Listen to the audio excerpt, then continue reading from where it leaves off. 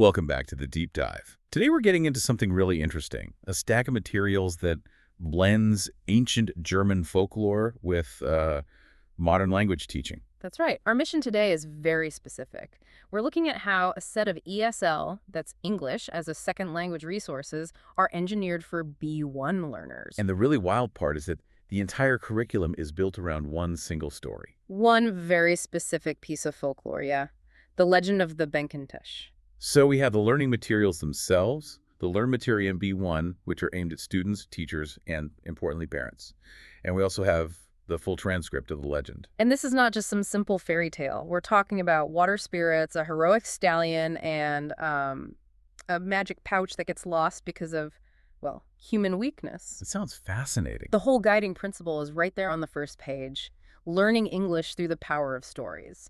So the idea is to take this really rich emotional story and just systematically pull out every possible B1 language lesson from it. We're basically going to see how you turn lore into language proficiency. Exactly. Okay, so let's start with the framework. Why B1? What's so special about that level? B1 is that intermediate sweet spot. It's often called the bridge level. A B1 learner can understand the main points of, clear speech, and they can start producing simple, connected sentences. So the story has to be complex enough to be a challenge, but not so complex that they just get lost. Precisely. It has to push them, but not overwhelm them. But I have to ask, a German legend about nymphs. Isn't that a bit, culturally specific for a global audience? Why not something simpler? That's actually part of the genius of the design, I think. The complexity is the point. The whole thing is based on the idea that emotion is the key to memory. Okay. If you link a grammar rule, let's say the simple past tense, to a really dramatic, high-stakes rescue scene, well, that verb form is going to stick in your brain much better than just memorizing a chart. I see. So the emotion helps anchor the grammar. It does. And the materials specifically say they're designed for joint exploration. So teachers and parents are guided to work through any of the, the cultural bits with the student. It makes it active, not passive. That makes a lot of sense. The story gives it that emotional context. So let's get into the narrative itself, because the plot points are what they build all the exercises on. Right. This is where you can see them literally mining the story for content. It starts with Georg Kaufmann, a woodcutter, by the Benkenteich, this little lake in Saxony. And he meets someone. He meets Alaric, who's a water spirit, a nymph, riding this majestic black stallion named Thorn.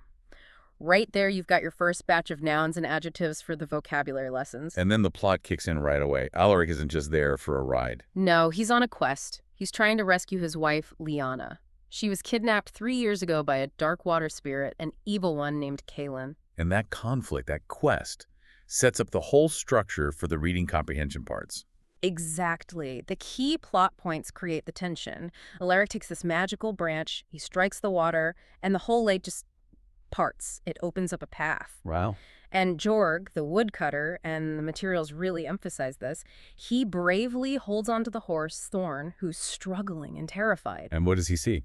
He hears these awful screams and wails coming from deep inside the lake, and he sees the surface of the water turn this deep, bloody red. So there's a huge battle happening down there. A fierce underwater confrontation. Deep down, Liana is being held captive by Kalin, who's described as having these glowing red eyes. Alaric fights him. And of course, the hero wins. He does. Alaric strikes Kalin down, the dark spirit vanishes, and he and Liana are finally reunited. They rise up through the shimmering water together. It's this huge, epic climax. And that sequence of events is perfect for teaching. It's exactly what fuels Module 1, the reading comprehension part. Learners have to do things like put the 8 main events of the story in the correct order. So they're not just answering what happened. They're analyzing how it happened, chronologically. Right. It forces them to use time words, conjunctions. Yeah. It's about structural understanding, not just basic recall. But the story doesn't stop there with the happy reunion. The part with Georg and what happens next. That seems like the real core of the lesson. It's the linchpin for the whole thing.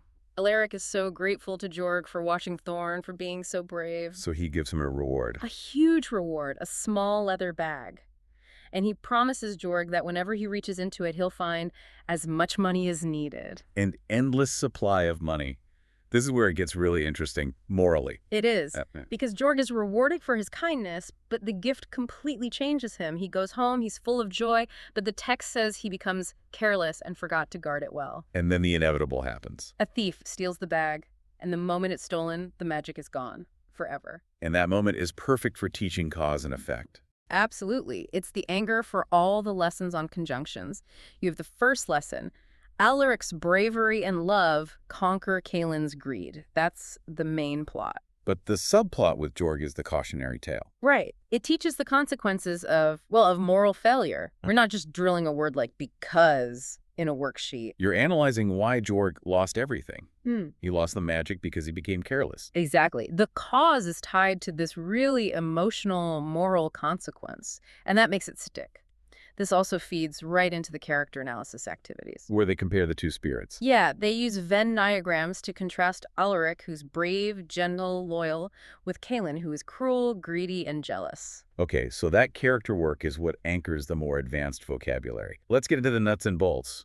How do they actually strip mine this story for the basic grammar? That brings us to Module 2. It's all about grammar and vocabulary, and it is very, very structured. The entire legend is told in the past, right? It all already happened. Which makes it a perfect vehicle for practicing the simple past tense. The perfect vehicle. It's essential for telling stories, and this whole thing is one big story. Okay, so regular verbs are one thing, but B1 learners always struggle with the irregular ones. How does the story help with that? By giving them that emotional context again, the learners are guided to pull verbs straight out of the text. So they take an infinitive like to lead and find its past tense led. But it's more than just a list. So much more. When a verb is tied to a powerful moment, like when Kalen is struck down, that past tense form, struck, becomes way more memorable than if you just saw it on a verb chart. It's like the drama of the moment helps burn the word into your memory. That's the idea. And it goes beyond just verb tenses. They break the whole narrative down into the fundamental parts of speech. Can you give us some examples of that, how they use the story elements for grammar practice? Sure. They have exercises where you have to identify the nouns, so, woodcutter, stallion, Benkenteich, the physical things in the story. The anchors. Then the adjectives, which are so important here. Words like majestic to describe thorn or cruel to describe Kalen. You don't just remember the definition, you remember the feeling, the image. And the action words. The verbs, yeah. Chopped, struggled, vanished.